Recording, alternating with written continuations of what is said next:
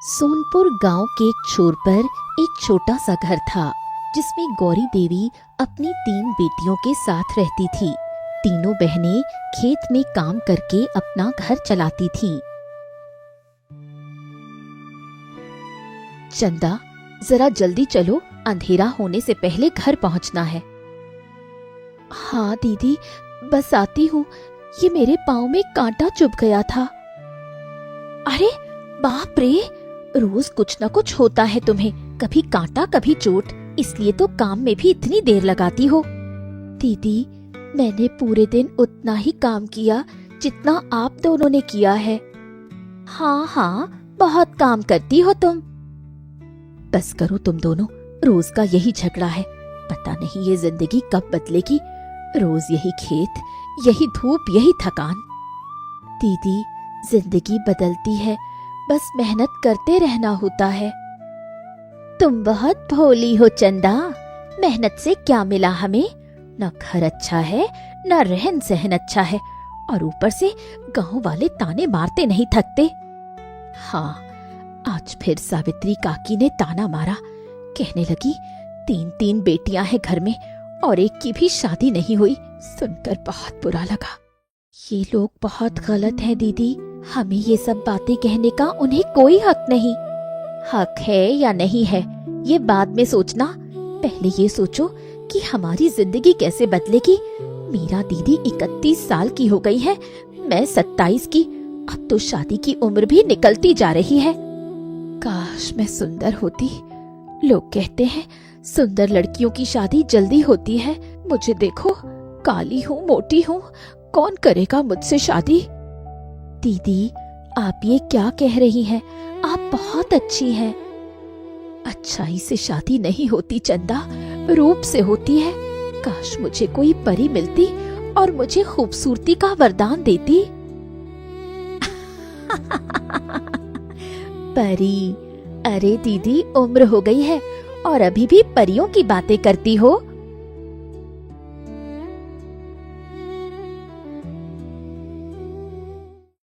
तीनों बहनें घर पहुंचती हैं। माँ गौरी देवी चूल्हे पर रोटियां बना रही होती है। आ गई मेरी बेटियां, जल्दी हाथ मुंह धो, खाना तैयार है। माँ, आज मुखिया की पत्नी ने फिर से ताने मारे। क्या कहा उसने? वो तो आए दिन कुछ न कुछ कहती रहती है। वही पुरानी बातें माँ, हमारी शादी का ताना। दिल तो करता है भर भर कर सुनाऊं, लेकिन तुम मना करती हो। बेटियों, मैं जानती हूँ तुम सबका दर्द। तुम्हारे पिता अगर होते तो आज ये दिन ना देखना पड़ता। मैंने पूरी कोशिश की, लेकिन लड़के वाले दहेज मांगते हैं जो हम दे नहीं सकते। माँ, तुम परेशान मत हो, सब ठीक हो जाएगा। कैसे ठीक होगा बेटा? खाना खाओ, बात बाद में करेंगे। रात हो गई, सभी सो गए, लेकिन चंदा को नींद नहीं आई। वो उठकर बाहर आ गई और आसमान की तरफ देखने लगी। माँ कितना दर्द सहती हैं, दोनों दीदी भी दुखी हैं। काश मैं कुछ कर पाती इन सब के लिए। तभी अचानक आसमान में एक रोशनी चमकी और धीरे धीरे जमीन की तरफ उतरने लगी। ये क्या है? ये रोशनी कहाँ से आ रही है? रोशनी और तेज हुई और देखते ही देखते एक बेहद खूबसूरत स्त्री प्रकट हुई। उसके सफेद वस्त्र थे, सिर पर एक चमकता हुआ मुकुट था और उसके पीछे 2 चमकीले पंख थे। आप कौन है और यहाँ क्यों आई हैं?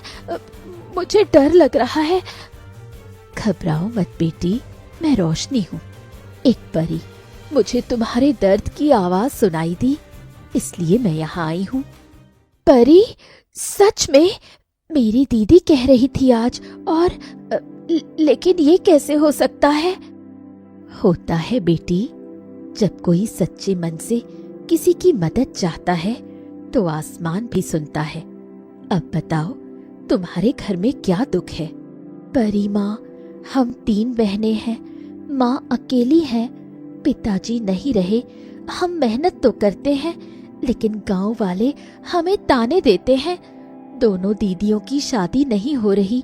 माँ रोती है, मैं कुछ नहीं कर पा रही। बेटी, तुम्हारे मन में अपने लिए कुछ नहीं है, सिर्फ अपनों के लिए सोच रही हो। परी माँ, मेरी खुशी तो उन्हीं की खुशी में है। ठीक है, मैं तुम तीनों बहनों को एक एक वरदान देना चाहती हूँ, लेकिन वरदान कल सुबह मिलेगा। तीनों बहनों को एक साथ उस जंगल के बीच आना होगा जहाँ पीपल का पुराना पेड़ है। हाँ परी माँ, मैं दोनों दीदियों को लेकर आऊंगी। लेकिन एक बात याद रखना चंदा, ये वरदान बहुत ताकतवर है। अगर सोच समझकर मांगा तो फायदा होगा, नहीं तो नुकसान भी हो सकता है। जी परी माँ। रोशनी परी एक चमक के साथ गायब हो गई। चंदा आंखें मलकर देखती है मानो सपना था। नहीं, ये सपना नहीं था, ये सच था। मुझे अभी दोनों दीदियों को जगाना होगा। चंदा अंदर जाकर पहले मीरा दीदी को उठाती है, फिर सुनैना दीदी को। क्या हुआ चंदा, इतनी रात को क्यों उठाया? दीदी उठो, कुछ जरूरी बात करनी है। अरे नींद बहुत अच्छी आ रही थी, क्या है? दीदी, एक परी आई थी अभी, उसने कहा कि कल सुबह हम तीनों उस पुराने पीपल के पेड़ के पास जाएं। वो हम तीनों को वरदान देंगी। तुम्हें नींद में कोई सपना आया होगा चंदा। नहीं दीदी, मैंने अपनी आंखों से देखा, वो सच में थी। सफेद कपड़े, चमकता मुकुट, पंख थे उनके। सच में? तो फिर वरदान में मैं खूबसूरती मांगूंगी, एकदम अप्सरा जैसी सुंदरता। और मैं ढेर सारा धन मांगूंगी, इतना धन कि 7 पुश्तें बैठकर खाएं। दीदी, परी माँ ने कहा था कि सोच समझकर मांगना, जल्दी मत करना। हाँ हाँ, सोच लिया, मैंने तो बहुत पहले से सोचा हुआ है। काश दोनों दीदी समझती। परी माँ ने कहा था कि गलत वरदान से नुकसान भी हो सकता है।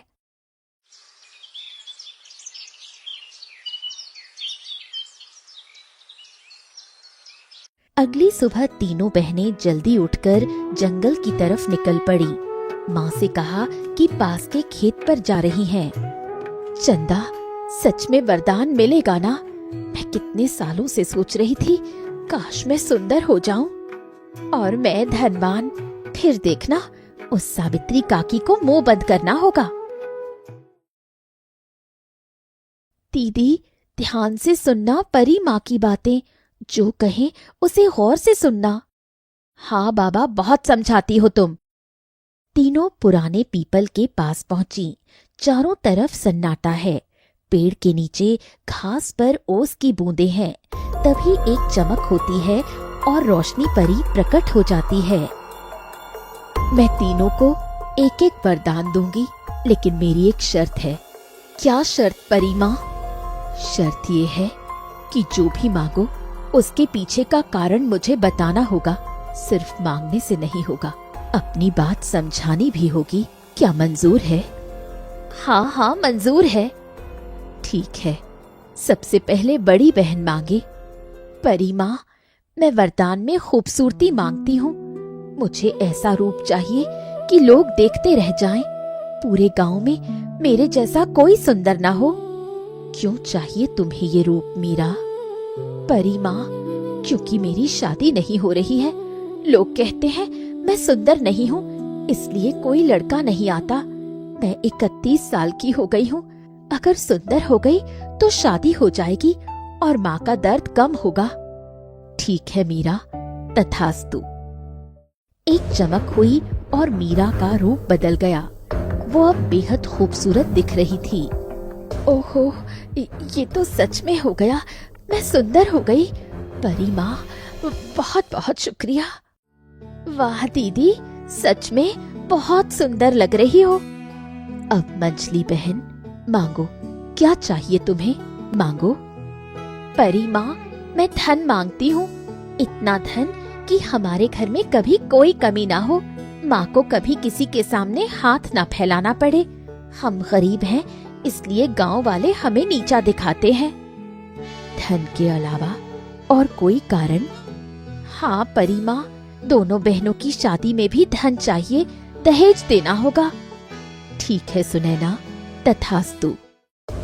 एक और चमक हुई। सुनैना के हाथ में एक सोने का सिक्का आ गया। ये एक सिक्का?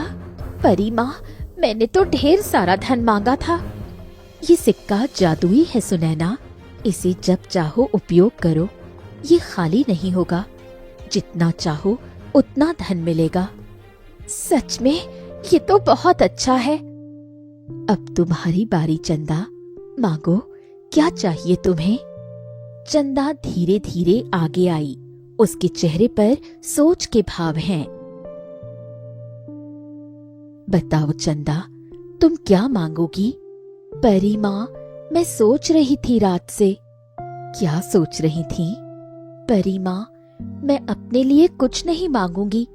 मैं ये वरदान अपनी माँ के नाम करती हूँ। उनका स्वास्थ्य अच्छा रहे, वो लंबी उम्र तक जिए और उनके जीवन में कोई दुख ना आए। और अपने लिए कुछ नहीं। परी माँ, अगर आप जोर दें तो मैं बुद्धि मांगूंगी, इतनी समझ कि जो भी मुसीबत आए उसका हल निकाल सकूं। क्योंकि रूप और धन तो आते जाते हैं, लेकिन अक्ल हमेशा काम आती है। रोशनी परी कुछ देर चंदा को देखती रही। उसकी आंखों में एक अलग चमक आ गई। तथास्तु चंदा, तुम्हारी माँ को दीर्घायु और स्वास्थ्य का आशीर्वाद, और तुम्हें वो बुद्धि जो जरूरत के वक्त काम आए। शुक्रिया परी माँ।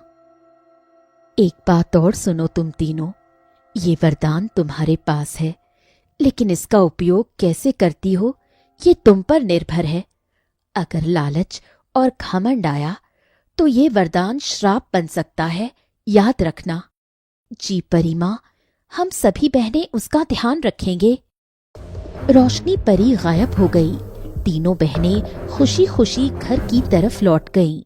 कुछ ही दिनों में गांव में बदलाव दिखने लगा। मीरा की सुंदरता की चर्चा हर तरफ होने लगी। सुनैना के पास धन आने लगा।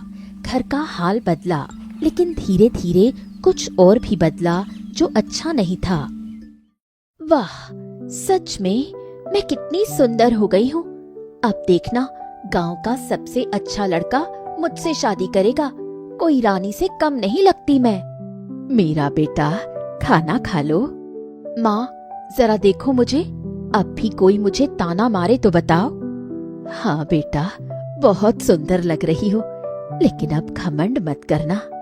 घमंड नहीं माँ, बस अपना हक मांग रही हूँ। वहीं दूसरी तरफ सुनैना पैसे गिन रही होती है। परी माँ ने सही कहा था, ये सिक्का वाकई जादुई है। जितना निकालो उतना मिलता है। अब मुझे क्या चाहिए? तभी सुनैना के मन में एक और ख्याल आया। अब ये सिक्का सिर्फ मेरा है, दोनों बहनों को इसकी क्या जरूरत?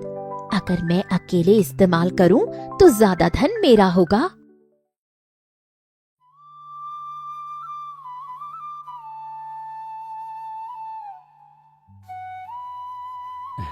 मैंने पहले कभी नहीं देखा तुम्हें इस तरह। तुम तो बहुत बहुत अच्छी लगती हो। देखा, अब सब देखेंगे। लेकिन गांव में एक और बात भी हो रही थी। कालिंदी नाम की एक बूढ़ी औरत जंगल में रहती थी। वो हमेशा किसी न किसी दुख का फायदा उठाती थी। उसे पता चला कि गांव की 3 बहनों को परी का वरदान मिला है। तो परी रोशनी ने 3 लड़कियों को वरदान दिया है। एक को रूप, एक को धन, एक को बुद्धि। अगर मुझे वो जादुई सिक्का मिल जाए और उस परी की शक्ति मिल जाए तो मैं पूरे गांव पर राज करूंगी। मुझे कुछ करना होगा। कालिंदी एक योजना बनाती है। वो जानती थी कि रूप और धन का घमंड इंसान को अंधा बना देता है। उसने सोचा कि मीरा और सुनैना को अपने जाल में फंसाना मुश्किल नहीं होगा। कालिंदी एक बूढ़ी साधारण औरत का रूप बनाकर सुनैना के पास आई। बेटी, रुको जरा, क्या तुम गौरी देवी की बेटी सुनैना हो? हाँ, मैं हूँ। आप कौन हैं? मैं पास के गांव से हूँ बेटा। मुझे एक बात पूछनी थी। लोग कह रहे हैं कि तुम्हारे पास एक जादुई सिक्का है, सच है? किसने कहा? और आपको इससे क्या लेना देना? सुनो बेटा, मैं तुम्हारी भलाई चाहती हूँ। जादुई परी का वरदान मिलता है, लेकिन उसकी एक कमजोरी होती है। अगर तुम वो सिक्का किसी को दिखा दो तो उसकी जादुई शक्ति खत्म हो जाती है। क्या? सच में? हाँ बेटा, इसलिए उसे छुपा कर रखना। और सुनो, अगर तुम उस सिक्के को मेरे एक खास मंत्र से और शक्तिशाली बनाना चाहती हो तो मेरे पास आना। मैं जंगल में रहती हूँ। और शक्तिशाली मतलब और ज्यादा धन? हाँ बेटा, 10 गुना। लेकिन अकेले आना, किसी को बताना मत। कालिंदी वहां से चली जाती है। सुनैना के मन में लालच जाग उठा। 10 गुना धन? मैं जरूर जाऊंगी और किसी को नहीं बताऊंगी, वरना हिस्सा मांगेंगे।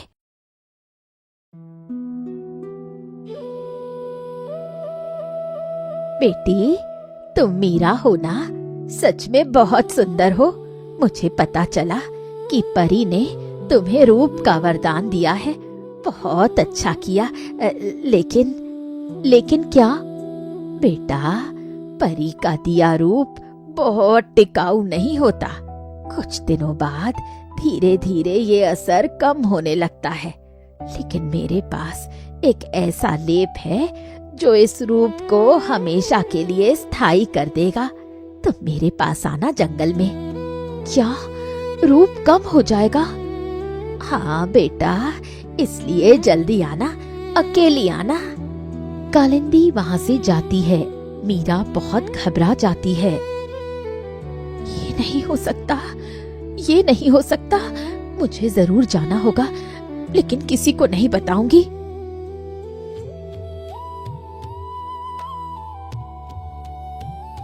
शाम को चंदा खेत से लौटी तो घर में ना मीरा दीदी थी, ना सुनैना दीदी। माँ परेशान बैठी थी। माँ, दोनों दीदी कहाँ है?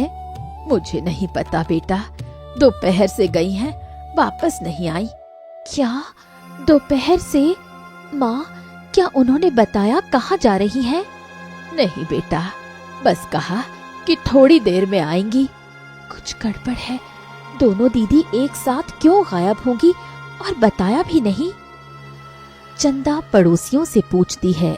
पता चलता है कि दोनों को जंगल की तरफ जाते देखा गया था। जंगल? इस वक्त जंगल क्यों जाएंगी दोनों? चंदा तुरंत साधु महाराज के पास गई, जो गांव के बाहर एक पेड़ के नीचे रहते थे।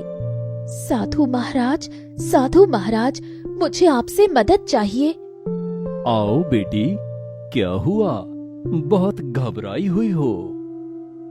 महाराज, मेरी दोनों बहनें जंगल में गई हैं और वापस नहीं आई हैं। मुझे डर लग रहा है। बेटी, उस जंगल में कालिंदी रहती है। वो एक दुष्ट औरत है। वो कई लोगों को धोखे से अपने जाल में फंसा चुकी है। क्या? तो मेरी दीदी? घबराओ मत, लेकिन जल्दी करो।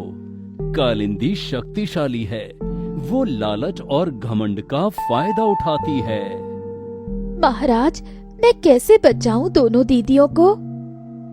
ये लो, इस पोटली में 5 जड़ी बूटियां हैं, लेकिन ये तभी काम करेंगी जब तुम सच्चे मन से अपनी बहनों को बचाना चाहती हो। और हाँ, जाने से पहले परी माँ को याद करो। परी माँ को? हाँ, उन्होंने तुम्हें बुद्धि का वरदान दिया है। वो वरदान जरूरत पड़ने पर ही काम करता है। जब तुम्हें सबसे ज्यादा जरूरत होगी, तुम्हारे मन में सही रास्ता अपने आप दिखेगा। ठीक है महाराज। चंदा पोटली लेकर जंगल की तरफ दौड़ी। झोपड़ी के अंदर मीरा और सुनैना दोनों एक जगह बैठी हैं। उनके सामने कालिंदी बैठी मंत्र पढ़ रही है। अब जल्दी करो मीरा, अपना हाथ आगे करो। ये लेप, ये सच में मेरे रूप को हमेशा के लिए रखेगा ना? हाँ हाँ, जल्दी करो। लेकिन मुझे कुछ अजीब लग रहा है। आप तो मेरे सिक्के की शक्ति 10 गुना करने वाली थी। पहले वो बताओ। सब होगा, पहले ये काम करने दो। नहीं नहीं, ये ठीक नहीं लग रहा। तभी झोपड़ी का दरवाजा खुला और चंदा अंदर आ गई। दीदी, शुक्र है दोनों ठीक हो। चंदा, तुम यहाँ कैसे? तुम कौन हो? यहाँ कैसे आए? मैं इन दोनों की बहन हूँ और मैं इन्हें लेने आई हूँ।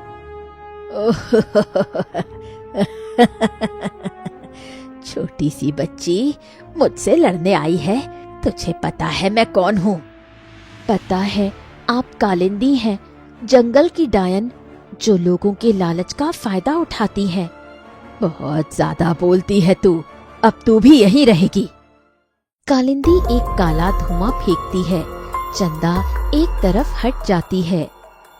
ये क्या है? ये तो सच में डायन है। हमें यहाँ क्यों लाया गया है? चुप रहो। मुझे ये जादुई सिक्का चाहिए और उस परी की शक्ति चाहिए। अगर वो वरदान मुझे मिल जाए तो मैं पूरे गांव पर राज करूंगी। महाराज ने कहा था कि जरूरत पड़ने पर बुद्धि काम आएगी। मुझे सोचना होगा। कालिंदी शक्तिशाली है, सीधे लड़कर नहीं जीत सकते, लेकिन हर बुराई की कोई कमजोरी होती है। चंदा एक पल के लिए आंखें बंद करती है। तभी उसके मन में एक ख्याल आता है। कालिंदी, रुको। आप परी माँ की शक्तियाँ चाहती हैं, लेकिन वो शक्ति सिक्के में नहीं है। वो वरदान तो हम तीनों के अंदर है, और वरदान तभी काम करता है जब हम तीनों एक साथ होते हैं। क्या? हाँ, अगर आप सच में वो शक्ति चाहती हैं तो मुझे एक काम करने दीजिए। मुझे अपनी दोनों बहनों का हाथ थामने दीजिए, तभी वो शक्ति आप तक जाएगी। ठीक है, लेकिन कोई चालाकी की तो ठीक नहीं होगा। चंदा मीरा और सुनैना के पास जाती है और उनका हाथ थाम लेती है। दीदी, डरना मत। जब मैं कहूँ तो एक साथ पोटली पर फूंक मारना। तीनों ने एक साथ पोटली पर फूंक मारी। पोटली से एक तेज रोशनी निकली जो पूरी झोपड़ी में फैल गई। नहीं, ये क्या हो रहा है? रोशनी इतनी तेज थी कि कालिंदी की आंखें बंद हो गईं। वो जमीन पर गिर पड़ी। दीदी, जल्दी भागो यहाँ से। तीनों बहनें झोपड़ी से बाहर निकलकर दौड़ती हैं। कुछ दूर जाकर तीनों रुकती हैं। उनकी सांसें फूली हुई हैं। चंदा, तुमने ये कैसे किया? साधु महाराज ने पोटली दी थी, लेकिन दीदी, अगर तुम दोनों उस डायन के झांसे में नहीं आती तो ये नौबत नहीं आती। हाँ चंदा, हमने गलती की। वो बोली कि मेरा रूप कम हो जाएगा और मैं डर गई, और मैं और ज्यादा धन के लालच में आ गई। चंदा, मैं बताना चाहती थी एक बात। क्या दीदी, आप बताइए ना। वो जादुई सिक्का, मैंने सोचा था कि तुम दोनों को नहीं बताऊंगी और अकेले इस्तेमाल करूंगी। ये मेरी गलती थी, माफ करना। और मैं भी रूप मिलने के बाद बहुत घमंडी हो गई थी। माँ ने कहा था ना कि लालच और घमंड से वरदान श्राप बन जाता है। सच कहा था। दीदी, अब तो समझ गई ना, वरदान मिला था एकजुटता के लिए, अलगाव के लिए नहीं। तभी एक परिचित चमक हुई। रोशनी परी प्रकट हुई। शाबाश चंदा, तुमने अपनी बहनों को बचा लिया।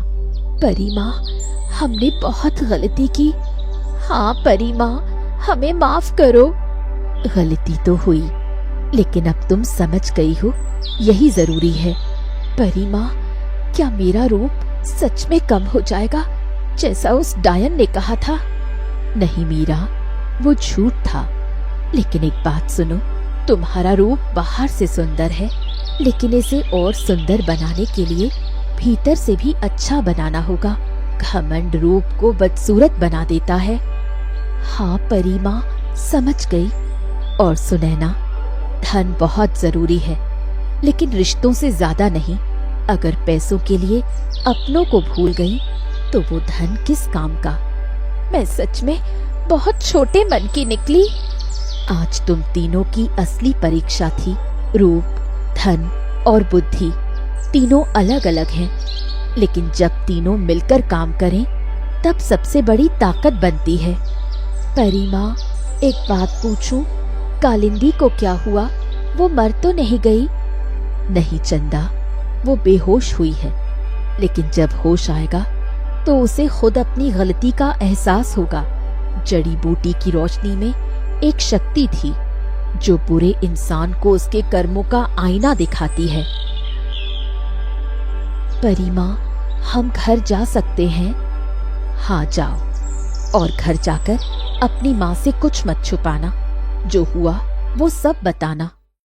तीनों बहनें घर पहुंचती हैं। माँ दरवाजे पर खड़ी उनका इंतजार कर रही होती हैं। बेटियों, कहाँ चली गई थी इतनी देर? मुझे कितनी चिंता हो रही थी।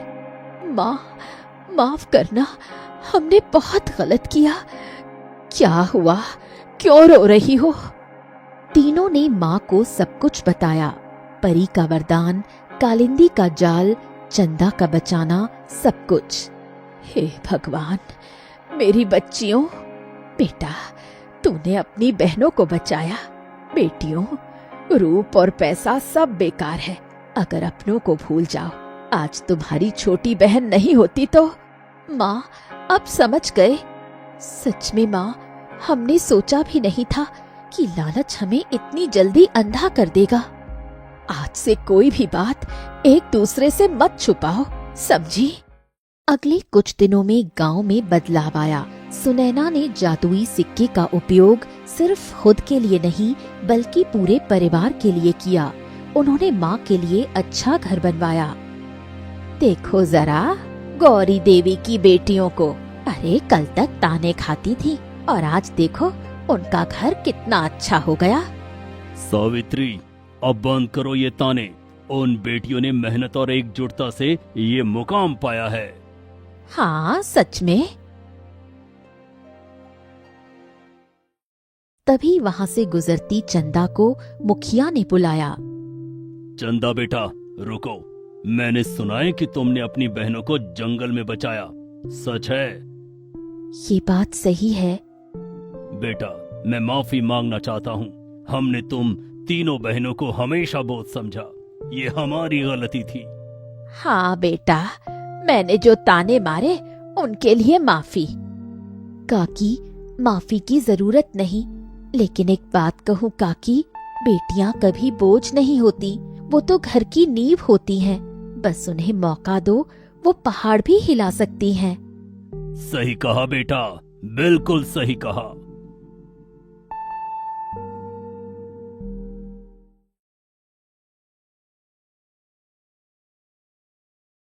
चंदा, सच में तुमने उस दिन बहुत हिम्मत दिखाई।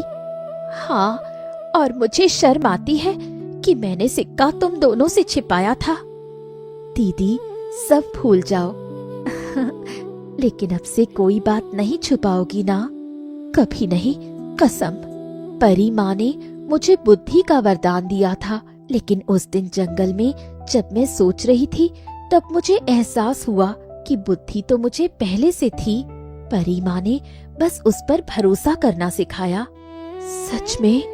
हाँ दीदी, और तुम्हारा रूप भी पहले से था, बस उसमें घमंड नहीं था। परी माँ ने सिर्फ वो निखारा।